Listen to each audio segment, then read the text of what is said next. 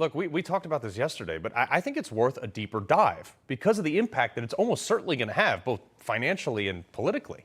But when I was in the Trump administration, I oversaw the agency that ran AmeriCorps, a bunch of other community charitable grant agencies as well. But this American Climate Corps that Biden has now proposed will fall under AmeriCorps. So let me tell you how the government uses this agency and others under it to push agendas.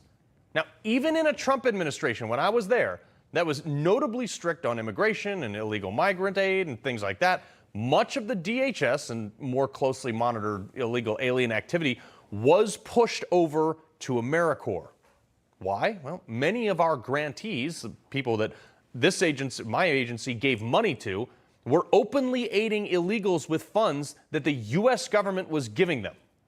And due to the nature of how grants work and how they're approved, there was very little we could do about it, even under the Trump administration. I tried to cancel a lot of these huge grants, but despite all my efforts and attempts, most stayed in place. They went on because that's how the bureaucracy works. And do not underestimate that this climate group will not be an indoctrination of the slush fund. It will be. They're going to grant money out to AmeriCorps partners, is what they're going to call it, that have more flexibility once they have the money in their pocket on how they can spend it, how they participate in activities or whatever. They are selling this as a jobs effort. But there is no deliverable for those jobs and what they will accomplish other than sweeping broad generalities. I mean, what the heck is a green jobs training program anyway? Show me a path and a positive metric, not, hey, we're going to spend a bunch of money. Look, Elon Musk highlighted this when the head of the UN World Food Program tweeted out that 6% of Elon Musk's wealth would solve world hunger. Really? Well, thankfully, Elon, being incredibly smart, called him out. He said, quote, if the WFP can describe on this Twitter thread exactly how $6 billion would solve world hunger, I will sell the Tesla stock right now to do it. It was awesome. Elon had his checkbook ready to go, ready to solve world hunger. And of course, they had no plan, nothing whatsoever. This climate corps is the exact same thing. Now, they say the program will employ more than 20,000 young adults who will build trails, plant trees, help install solar panels, great, and do other work to boost conservation and help prevent catastrophic wildfires. See how they threw that one in there? Fear tactics. They say this, but we already have agencies that do this. AmeriCorps does a ton of forestry management already. I know, I was shoulder to shoulder with them in the field sometimes. I mean, for heaven's sakes, we have an entire forestry department on both state and federal level. How much more do you need? But if you read through these articles, they eventually say the quiet part out loud. Now, this woman, Christina Ramirez, the president of Next Gen America, which is an organization that promotes education, registration, and mobilization for voters aged 18 to 35. She had this to say, quote, young people nationwide are excited to see the launch of the American Climate Corps, enhancing career pathways in clean energy, conservation, and climate resilience. Really?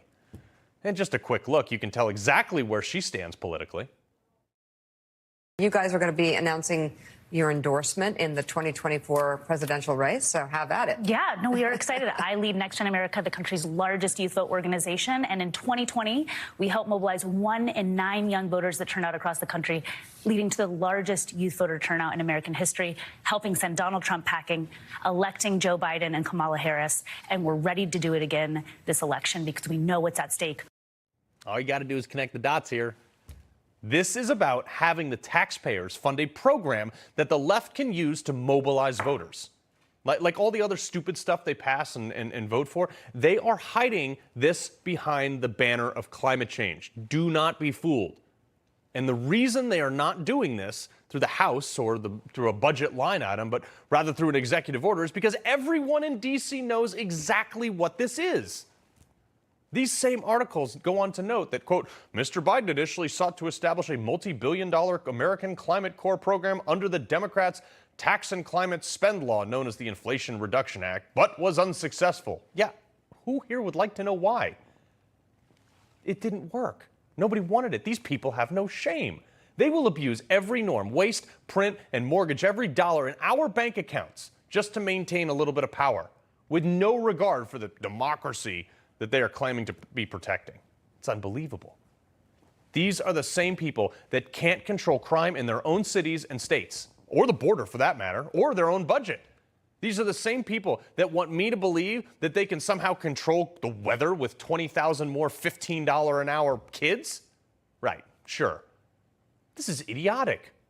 It's just political play to get taxpayer-funded foot soldiers for the Democratic Party. The only thing I take solace in is anything done by one White House can be undone by the next. So if you're not taking 10 people to the polls with you in 2024, you're running the risk of having these little academics and bureaucrats send their mini globalists to your neighborhoods to collect votes.